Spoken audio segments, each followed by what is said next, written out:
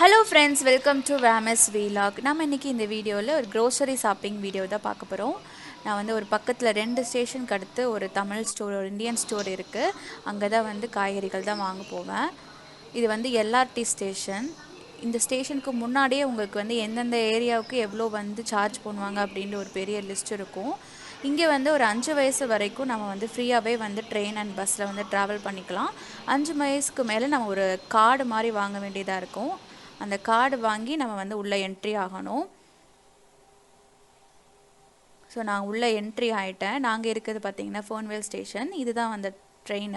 ரொம்ப சின்ன ட்ரெயின் தான். இது வந்து எல்ஆர்டி சர்வீஸ் அப்படின்னு சொல்லுவாங்க.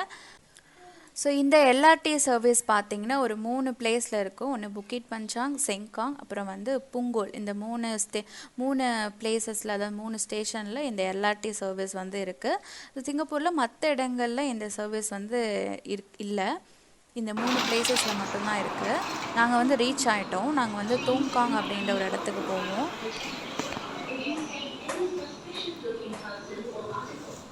ஸோ இந்த மாதிரி கார்டை காமிச்சு தான் நான் வந்து உள்ளே வந்து என்ட்ரி ஆகணும். இல்லை வெளியே போகிறதா எக்ஸிட் ஆகிறதா இருந்தாலும் அந்த மாதிரி தான் வந்து கார்டை காமிச்சு எக்ஸிட் ஆகணும். இதுதான் பார்த்தீங்கன்னா ஸ்ரீமுருகன். இந்த மாதிரி ஸ்ரீமுருகன், அம்பிகா, வேலன், இந்த மாதிரி நிறைய வந்து இந்தியன் ஸ்டோர்ஸ் வந்து நிறைய இடங்கள்ல இருக்கும். நம்ம அங்கே போயிட்டு தேவையான காய்கறிகள் எல்லாமே இங்கே கிடைக்கும், நம்ம வாங்கிக்கலாம். இப்படி இல்லாட்டி நம்ம வந்து லிட்டில் இண்டியா போகலாம். ஆனால் லிட்டில் இண்டியா எல்லாத்துக்கும் வந்து ரொம்ப ஈஸியாக அவைலபிலிட்டி கிடையாது. ஏன்னா கொஞ்சம் தூரம் நிறைய நேரம் வந்து ட்ராவல் பண்ண வேண்டியதாக இருக்கும். இந்த மாதிரி கடைகள் வந்து உங்களுக்கு 2 ஸ்டாப் நீங்கள் இருக்கிற ஏரியாலே நிறைய கடைகள் வந்து இந்தியன் ஸ்டோர்ஸ் இருக்கும். ஸோ அங்கேயே நம்ம போய் வாங்கிக்கலாம். ஸோ பார்த்தீங்கன்னா இளநீலாம் வச்சுருந்தாங்க. இது வந்து மாம்பழம் சீசன் வந்ததுனால மாம்பழம்லாம் வச்சுருந்தாங்க. ஸோ இது மாம்பழம் சீசன்னால் மாம்பழம்லாம் வச்சுருந்தாங்க. அந்த அல்ஃபோன்ஸா, மல்கோவா எல்லா மாம்பழமும் நமக்கு கிடைக்கும். நம்ம இங்கேயே வாங்கிக்கலாம். இல்லை லிட்டில் இண்டியா போயிட்டிங்கன்னா இன்னும் நிறைய வெரைட்டிஸில் வந்து உங்களுக்கு மாம்பழம் வாங்கிக்கலாம். நான் இப்போது வாங்கலை. ஓகே, நெக்ஸ்ட் டைம் வந்து வாங்கிக்கலாம் அப்படின்னு சொல்லிட்டு நான் விட்டுட்டேன். இங்கே காய்கறிகள் ரேட் வந்து பார்த்திங்கன்னா நான் சொன்ன லிட்டில் இண்டியாவை விட கொஞ்சம் காய்கறிகளோட ரேட்டு வந்து அதிகமாக தான் இருக்கும். ஏன்னா வந்து உங்களுக்கு பக்கத்தில் கிடைக்கிறதுனால கொஞ்சம் விலையெல்லாம் அதிகமாக தான் இருக்கும். இங்கே விலை கம்மியாக நிறைய இன்னும் ஆப்ஷன்ஸ் இருக்குது. நம்ம வந்து லிட்டில் இண்டியாவில் வாங்கிக்கலாம்.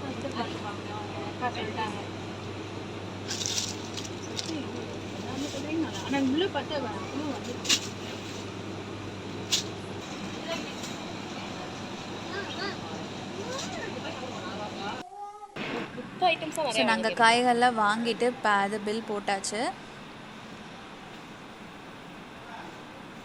இன்னைக்கு ஸ்கை கிளியராக இருக்குது.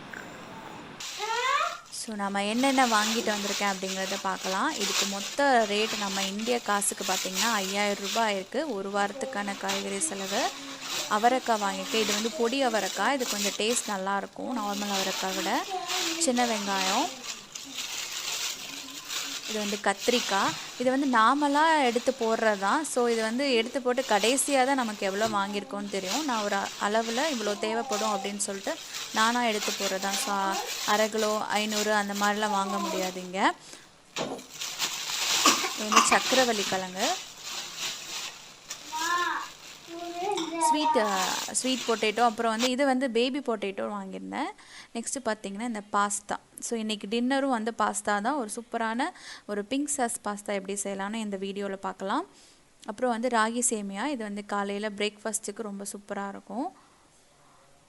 நெக்ஸ்ட்டு வந்து ஸ்நாக்ஸ் வாங்கியிருக்கேன். இது வந்து மிக்சர், அப்புறம் வந்து 2 முருங்கைக்காய்,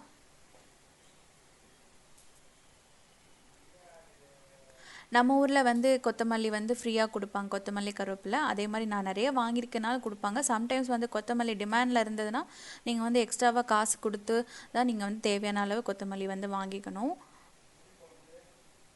இந்த மாதிரியான நம்ம ஊர் வாழைப்பழம் வந்து இந்த மாதிரி இந்தியன் ஸ்டோரில் தான் கிடைக்கும்.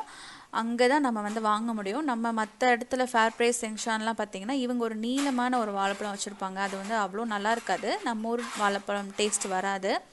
அதனால் நான் இந்தியன் ஸ்டோர் போகும்போது நான் அந்த மாதிரி வாழைப்பழம் வாங்கிப்பேன். வாழைக்காய், பீன்ஸு.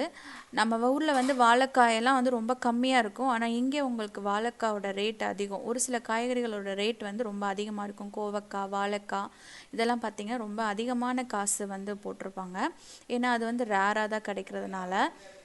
ஆனால் உங்களுக்கு எப்போயுமே ரெகுலராக கிடச்சிரும். ஆனால் வந்து விலை வந்து ஜாஸ்தியாக இருக்கும். இப்போ 2 நூடுல்ஸ் பாக்கெட் வந்து வாங்கியிருக்கேன். ஸோ தேங்காய், இந்த 2 தேங்காய் வந்து எனக்கு 1 வாரத்துக்கு வரும். நெக்ஸ்ட்டு பார்த்தீங்கன்னா ஆயில், இது வந்து கடலை எண்ணெய். இது இந்த ஒரு லிட்டர் பாட்டில் பார்த்தீங்கன்னா 10 வெள்ளி. இது வந்து நெய், இதுவும் பார்த்தீங்கன்னா $11. ஸோ இவ்வளோ தான் வாங்கியிருக்கேன். இதோட ரேட்டே பார்த்தீங்கன்னா $84. ஆனால் அது நம்ம இந்தியன் காசுக்கு பார்க்கும்போது 5000 ஒரு தோராயமாக பார்த்தீங்கன்னா ஒரு வாரத்துக்கான ஒரு காய்கறி செலவு 5000. இதில் காய்கறி எல்லாமே ரொம்ப கம்மியாக வாங்கியிருக்கேன். ஏன்னா நான் வெங்காயம் இதெல்லாம் மற்றதெல்லாம் நான் வாங்கலை. ஆனால் இதுவே உங்களுக்கு இவ்வளோ ரேட்டு வந்துடும். இப்போ வந்து நம்ம பாஸ்தா செய்கிறத பார்க்கலாம். பாஸ்தாவுக்கு வந்து நிறைய ஒரு திக்கான ஒரு பேனில் வந்து நம்ம தண்ணி, உப்பு, எண்ணெய் சேர்த்துருக்கேன். இது வந்து பிங்க் சாஸ் பாஸ்தானால நான் வந்து தக்காளி வந்து வேக போட்டிருக்கேன். அந்த வெந்தப்புறம் அந்த தோலை உரிச்சிட்டு நம்ம நல்லா வந்து பேஸ்ட் அரைக்கி வச்சுக்கணும். இந்த பாஸ்தாவுக்கு தேவையான 2 பல் பூண்டை வந்து பொரியாக நறுக்கியிருக்கேன். ஒரு மீடியம் சைஸ் வெங்காயம் கட் பண்ணியிருக்கேன். வேக வச்ச தக்காளியை தோலை எடுத்துட்டு நான் வந்து நல்லா வந்து அரைச்சி வச்சுருக்கேன். இந்த பக்கம் பார்த்தீங்கன்னா பாஸ்தா வெந்துட்டுருக்கு. நம்ம வந்து கொஞ்சமாக எண்ணெய் சேர்த்து பூண்டு நல்லா போட்டு நல்லா ஃப்ரை பண்ணிக்கலாம். பூண்டு வந்து நல்லா வாசனை வர வரைக்கும் வதக்கின அப்புறம் இதை இப்போ வந்து நான் வந்து வெங்காயம் போட்டுக்கலாம். வெங்காயம் வந்து நல்லா வந்து வதக்கணும். இப்போ வெங்காயம் இந்த ஓரளவு வந்து வதங்கின பிறகு நான் வந்து 1 டீஸ்பூன் அளவுக்கு மைதா மாவு சேர்த்துருக்கேன். ஆனால் அதை வந்து வீடியோவில் கவர் பண்ணல. அந்த மைதா மாவு சேர்த்துட்டு நல்லா வந்து பச்சை வாசனை போகிற அளவுக்கு வதக்கிட்டு அதுக்கப்புறம் வந்து நம்ம பியூரி பண்ண தக்காளியை சேர்த்துக்கலாம். தக்காளி கூடயே தேவையான அளவுக்கு உப்பு சேர்த்துக்கோங்க. உங்களுக்கு எவ்வளோ காரம் வேணுமோ அந்த அளவுக்கு வந்து காரம் வந்து 1 டீஸ்பூன் சேர்த்துக்கலாம். ஏன் மைதா மாவு சேர்க்குறோன்னா அது வந்து ஒரு நல்ல வந்து க்ரீமி டெக்ஸ்சர் வந்து கொடுக்கும். அதுக்காக தான். இது வந்து கொஞ்சம் ஹர்ப்ஸ், இட்டாலியன் ஹர்ப்ஸ் வந்து நம்ம கொஞ்சம் சேர்த்துக்கலாம். அது வந்து அந்த பாஸ்தாவோட ஃப்ளேவர் வந்து நல்லாயிருக்கும். டொமேட்டோ சாஸ் பார்த்திங்கன்னா ஒரு 2 டேபிள் ஸ்பூன் அளவுக்கே சேர்த்துக்கிறேன். இது கூடவே கொஞ்சமாக நம்ம சுகர் சேர்த்துக்கலாம். சுகர் வந்து எதுக்குன்னா நம்ம வந்து தக்காளியில் புளிப்பு டேஸ்ட் இருக்கும். அது வந்து அந்த பாஸ்தாவோட சேரும்போது அவ்வளோ நல்லா இருக்காது. அதனால் வந்து தக்காளி சேர்த்துக்கிங்கன்னா கொஞ்சமாக வந்து சுகர் சேர்த்துக்கலாம். ஒரு 1/4 டீஸ்பூன் அளவுக்கு இல்லைனா 1/2 டீஸ்பூன் அளவுக்கு சுகர் சேர்த்துக்கிட்டிங்கன்னா அந்த டேஸ்ட் வந்து உங்களுக்கு தெரியாது. எல்லாமே பிளெண்ட் ஆகும்போது சூப்பராக இருக்கும். தக்காளி வேக வச்ச தண்ணியவே கொஞ்சம் சேர்த்துக்கிறேன். அது கூடவே பாஸ்தா வெந்த தண்ணியும் சேர்த்துக்கணும். ஸோ பாஸ்தா வெந்துட்டே இருக்க சைடில் நான் அதுக்குள்ளவே நான் வந்து சாஸும் ரெடி பண்ணி வச்சுட்ருக்கேன். இப்போ பாஸ்தா வெந்ததுனால அந்த தண்ணியை வடித்து எடுத்துக்கலாம். இப்போ வந்து அந்த தக்காளி பேஸ்ட் வந்து நல்லா கொதிச்சிருச்சு. இப்போ இதில் வந்து நீங்கள் க்ரீம் இருந்தால் க்ரீம் சேர்த்துக்கலாம். அது இன்னும் சூப்பராக இருக்கும். என்கிட்ட க்ரீம்லாம் இல்லை, ஆனால் நான் மில்க் வந்து சேர்த்துக்கிறேன். நம்ம ஊரில் இருக்கிற மில்க் சேர்க்கும்போது ராவாக இருக்கும். அந்த மில்க் ஒரு தடவை பாயில் பண்ணிவிட்டு ஆற வச்சு நம்ம சேர்த்துக்கலாம்.